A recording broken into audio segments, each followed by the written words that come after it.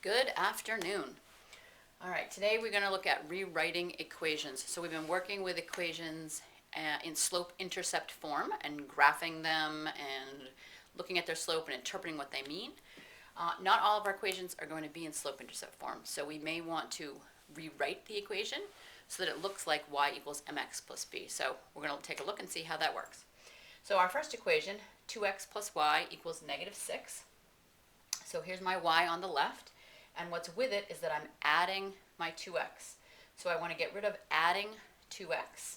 So to get rid of adding 2x, I'm going to subtract 2x from both sides.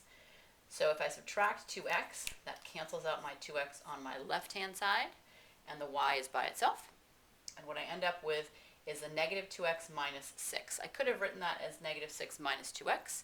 That would work just fine. However, since I'm trying to think of it like it's in slope-intercept form, I wanted to put the mx plus b. I wanted to have it look like that. So my slope here would be negative 2, and my y-intercept would be negative 6. So here it's asking me to solve for y, so I have the y by itself. All right, next, let's take a look at when the y doesn't have something added to it, but it has something multiplied with it. These are the same solving equation steps that we've been using. We just have two variables instead of the one. So here's my y on my left, and I want to look at what is stuck to the y. What do I need to get rid of? My cat has decided she wants to join me, so let's say hello. Here's my cat. Here's Harvey, my cat. She's helping me solve these equations. All right, she's going to sit right there. Anyway, so we're going to solve for y. Since y is being multiplied by 4, I need to divide by 4. But since I need to divide by 4 on the left, I need to divide everything by 4 on the right also. So here, my 4's cancel themselves out, so I'm left with just the y. Over here, the 20 divided by 4 is pretty straightforward. That simplifies to 5 nicely. But the 6 over 4 doesn't simplify as nicely. It's not an integer. So I want you to notice that there is a fraction right there. It's 6 over 4. So 6 over 4 is my slope. That's the coefficient of x. I'm going to simplify that to 3 over 2. And rewrite this as 3 over 2 times x, because remember we're thinking about this y equals mx plus b. So I have y equals 3 over 2 times x minus my 5.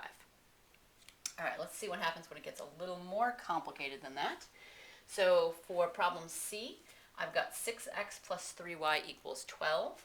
So here's my y on my left, but notice I'm multiplying it by 3, positive 3. I'm also adding a 6x. So we're going to do the same things here that we did when we're solving equations. I'm going to save my dividing for last. So the last thing I want to deal with is getting rid of multiplying or dividing. That's going to be my last step. So 3y is on the left. I'm adding 6x. So I'm going to subtract 6x from both sides. That cancels that out. That leaves me with 3y on the left. And on the right, again, thinking about that mx plus b, I've got negative 6x plus 12 on the right. Now I'm still dividing the y, I'm multiplying the 3 by the y. Notice it was a positive 3 there.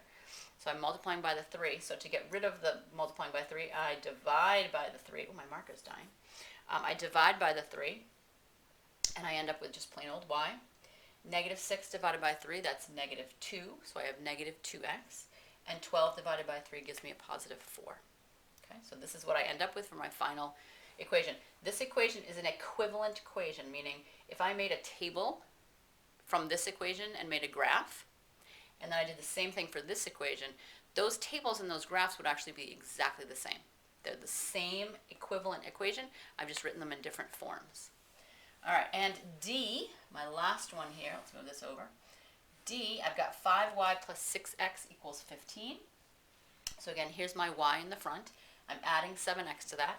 So I want to subtract 7x from both sides. Oh, that's not working. Subtract from 7x on both sides.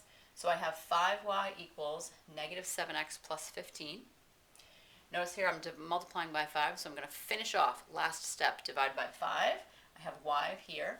Notice again, this isn't really super friendly as a fraction. Negative 7 is not a multiple of 5. But notice that it's written as a fraction. Negative 7 over 5. So I'm going to leave it that way as negative 7/5. So again, here's my fraction, hiding right in there, negative 7/5. So negative 7/5 times x, and 15 divided by 5 gives me a positive 3 there. So this is my final version of this equation. It's equivalent to this equation up here. Again, if I graphed both of them, I'd end up with the same line. So rewriting equations so that they're in slope-intercept form, which makes them much easier to interpret the slope and the y-intercept, and another way to graph it.